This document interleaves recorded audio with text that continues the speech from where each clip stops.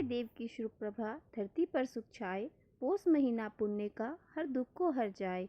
ओम सूर्याय नमः। श्री हरि विष्णु की जय हो। मैं नीलम आप सभी का आपके अपने चैनल प्रभु भक्ति संगीत में हार्दिक स्वागत करती हूँ। भक्तजनों, आज पोष माह के शुक्ल पक्ष की 6वीं तिथि है और आज दिन रविवार का है। रविवार का दिन सूर्य देव को समर्पित होता है और आज के दिन हमें सूर्य देव को जल अर्पित जरूर करना चाहिए। प्रातः काल अपने सारे कामों से निवृत्त होकर सूर्य देव को जल अर्पित करें ताकि आपकी सुख समृद्धि और आपके सेहत के लिए वो बहुत ही शुभकारी होता है। तो आइए अब हम सुनते हैं पौष मास का अगला महात्म्य।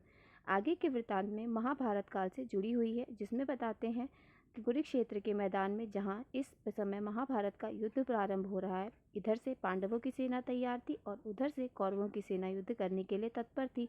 दोनों ही सेनाएं आपस में टकराने के लिए बिल्कुल तैयार थी। उस समय युद्ध क्षेत्र के बीचों बीच एक चिड़िया के अंडे पड़े हुए थे। उस चिड़िया ने बिल्कुल अभी अभी वह अंडे दिए थे और उस चिड़िया की आंखों में आंसू बह रहे थे। दोनों तरफ से अब सेनाएं आपस में टकराएंगी तो मेरे बच्चे तो संसार में आने से पहले नष्ट हो जाएंगे। उस चिड़िया ने इस दुख की घड़ी में भगवान से विनती की, हे प्रभु, जिसका कोई नहीं होता उसकी आप सुनते हो। उस छोटी सी चिड़िया ने सच्चे मन से भगवान से प्रार्थना की, भगवान को पुकारा, प्रभु अब तो केवल आपका ही सहारा है, आप ही कुछ कर सकते हैं। और उसी समय कुछ क्षण बाद युद्ध प्रारंभ हुआ। दोनों ही सेनाएं बड़े जोर जोर से एक दूसरे के से टकरा रही थी। महाभयंकर युद्ध छिड़ गया। बड़े बड़े महारथी इस युद्ध में मारे गए। चारों तरफ जिधर भी देखो सैनिकों की लाशें को ढेर पड़े हुए थे। महाभारत युद्ध के अर्जुन के रथ को लेकर भगवान श्री कृष्ण वापस कुरुक्षेत्र की भूमि से निकलकर जा रहे थे, क्योंकि अब पांडव इस युद्ध को जीत चुके थे। भगवान अर्जुन के रथ को लेकर जा रहे थे। भगवान श्री कृष्ण इस समय अर्जुन के सारथी बने हुए थे। तो नीचे धरती पर एक रथ का घंटा पड़ा हुआ था। भगवान के हाथों में घोड़ों को हाँकने वाला चाबुक है, क्योंकि वह अर्जुन के रथ को हाँक रहे हैं। भगवान ने उस पड़े हुए घंटे पर जोर से चाबुक मारा तो वह घंटा पलट गया और जैसे ही वह घंटा पलटा उसके अंदर से चिड़िया के नन्हे नन्हे बड़े नन्हे से और मासूम से बच्चे फुदक रहे थे और वह बाहर निकल आए और उड़कर वहां से चले गए। यह देखकर अर्जुन को बड़ा आश्चर्य हुआ और अर्जुन ने भगवान से कहने लगे, हे केशव, यह मैं क्या देख रहा हूँ? इतना भीषण युद्ध जो न पहले कभी हुआ और न कभी होगा। और ऐसा भीषण महाभारत युद्ध में जिसमें भीष्म पितामह, कर्ण और गुरु द्रोण जैसे योद्धा तक नहीं बचे। बड़े से बड़े शक्तिशाली महारथी इस युद्ध में मारे गए। लेकिन ऐसे भीषण संग्राम में भी इन चिड़िया के बच्चों की रक्षा किसने की होगी? अर्जुन की बात सुनकर भगवान श्री कृष्ण मंद मंद मुस्कुराने लगे।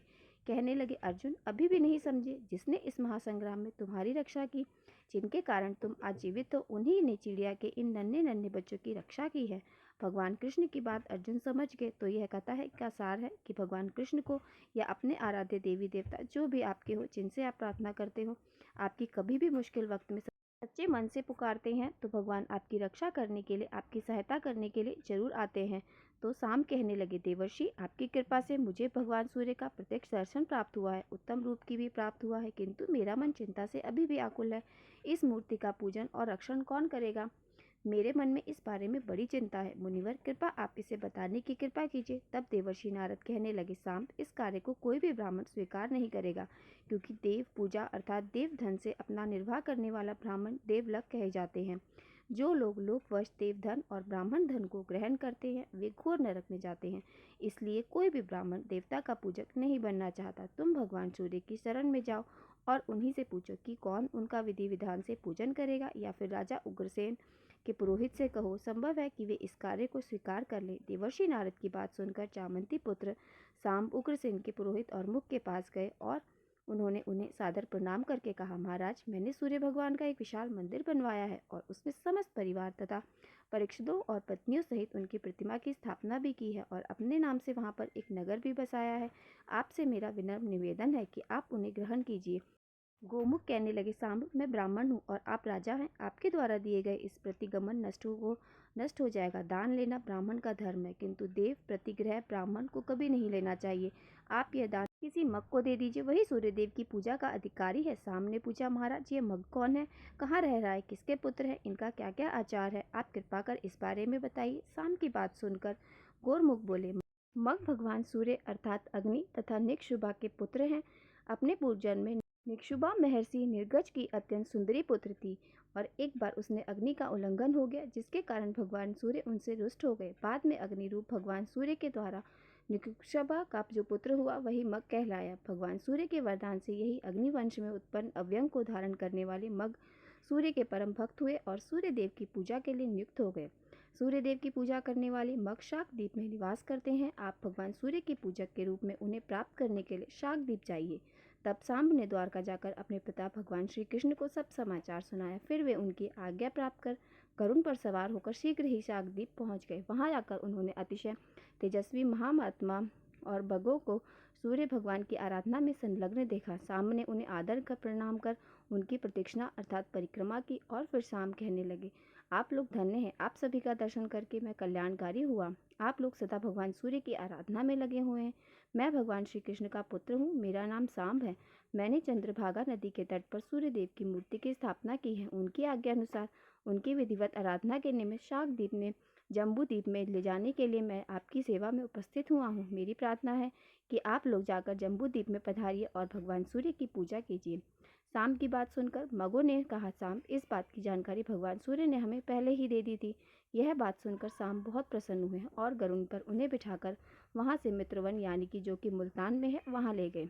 सूर्य भगवान मगों को वहां उपस्थित देखकर बहुत प्रसन्न हुए और सांब से बोले, सांब, अब तुम चिंता छोड़ दो। यह मग अब मेरी विधिवत पूजा करेंगे, संपन्न अवश्य करेंगे। और इस प्रकार सांब शाकद्वीप से अव्यंग धारण करने वाले मगों को लाकर धन धान्य से परिपूर्ण इस सापुर को उन्हें समर्पित कर गया। वे सभी भगवान सूर्य की सेवा में तत्पर हो गए और सांब भी सूर्य देव और मगों को प्रणाम कर आनंद चित्त से द्वारका को लौट गए। और फिर उसके बाद एक बार फिर सांब ने महर्षि व्यास जी मगों द्वारा धारण किए जाने वाले अव्यंग के विषय में जिज्ञासा प्रकट की। सांब की जिज्ञासा को शांत करते हुए व्यास जी कहने लगे, सांब, मैं तुम्हें अव्यंग के विषय में बताता हूँ, उसे भी सुनो। देवता, ऋषि, नाग, गंधर्व, अप्सरा, यक्ष और राक्षस ऋतु क्रम से भगवान सूर्य के रथ के साथ रहते हैं। यह रथ वासुकी नाम की नाग से बंधा रहता है और किसी समय वासुकी नाग का कंचक अर्थात कचल उतरकर गिर पड़ा। नागराज वसु के शरीर से उत्पन्न कर कचल को भगवान सूर्य ने स्वर्ण और रत्नों से अलंकृत कर अपने मध्य भाग में धारण कर लिया। इसलिए भगवान सूर्य के भक्त अपने देव की प्रसन्नता के लिए अव्यंग धारण करते हैं। उसके धारण करने से भोजक पवित्र हो जाते हैं और उस पर भगवान सूर्य का अनुग्रह भी होता है। इस अव्यंग को सर्प के केच की तरह मध्य में पोला अर्थात खाली रखना चाहिए। यह एक ही रंग का होना चाहिए। कपास के सूत से बना अव्यंग 200 अंगुल का उत्तम, 120 मध्यम और 108 अंगुल का कनिष्ठ होता है, अतः इससे छोटा नहीं होना चाहिए। यज्ञोपवीत की तरह 8वें वर्ष में अव्यंग धारण करना चाहिए। भोजकों के लिए यही मुख्य संस्कार है। इसके धारण करने से वे सभी क्रियाओं से अधिकारी हो जाते हैं। वह अव्यंग सर्वदेवम सर्ववेदम लोकम और सर्वभूतम इसके मूल है। मैं में विष्णु, मध्य में ब्रह्मा और अंत में शशांक मौली में भगवान शिव निवास करते हैं। इसी तरह ऋग्वेद, यजुर्वेद और सामवेद क्रमशः मूल, मध्य और भाग में रहते हैं। अर्थवेद ग्रंथि में स्थित रहता है। पृथ्वी, जल, तेज, वायु, आकाश और भूलोक, भूवर लोक तथा स्वरलोक आदि 7 लोक अव्यंग में निवास करते हैं। सूर्य भक्त भोजक को सभी समय अव्यंग धारण कर भगवान सूर्य की उपासना करनी चाहिए। सुमंतु मुनि बोले, राजन, इस प्रकार व्यास जी के द्वारा अव्यंग के विषय में जानकारी प्राप्त कर सांब नारद जी के पास लौट गए और उन्होंने सब वृतांत बताकर पूछा, हे देवर्षि, भोजकों को भगवान सूर्य को स्नान, अर्घ, आचमन, धूप आदि किस प्रकार समर्पित करना चाहिए, इनका भी आप कृपा कर वर्णन कीजिए। तो देवर्षि नारद बोले, सांब, संक्षेप में विधि बता रहा हूँ, सावधान होकर सुनो। सबसे पहले शौच आदि से निवृत्त होकर आचमन पूर्वक नदी में, जलाशय आदि में स्नान करना चाहिए। फिर स्वर्ण दान 3 बार आचमन करे। शुद्ध वस्त्र पहनकर पवित्री धारण कर। पूर्वाभ्यास शुद्ध भी नहीं होता। वेद में कहा गया है कि देवता पवित्रता को चाहिए चाहते हैं। आचमन करने के बाद मौन होकर दीवाल में जाना चाहिए। आसन पर बैठकर प्राणायाम कर सिर को कपड़े से ढककर रखना चाहिए और विविध अर्घ पात्र को हाथ में उठाकर भगवान सूर्य का आवाहन करना चाहिए तथा दोनों जानों पर बैठकर भगवान सूर्य का अपने हृदय में ध्यान करते हुए इस मंत्र से अर्घ प्रदान करना चाहिए।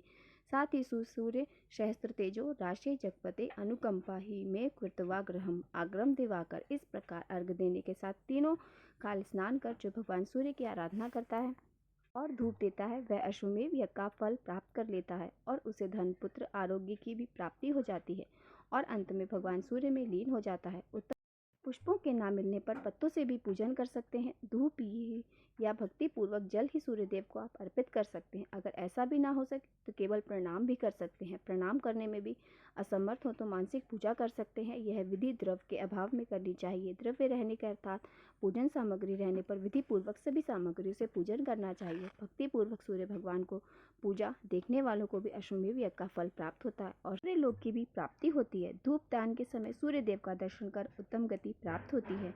आज का अध्याय यहीं पर समाप्त होता है। आगे का वृतांत आप सब अगले अध्याय में सुनिए। और का वीडियो पसंद आया हो तो वीडियो को लाइक और मेरे साथ जुड़े रहने के लिए चैनल को सब्सक्राइब अवश्य कर लीजिए। तो मिलते हैं आपसे अगली वीडियो में। श्री हरि विष्णु की जय हो। ओम घृणी सूर्याय नमः।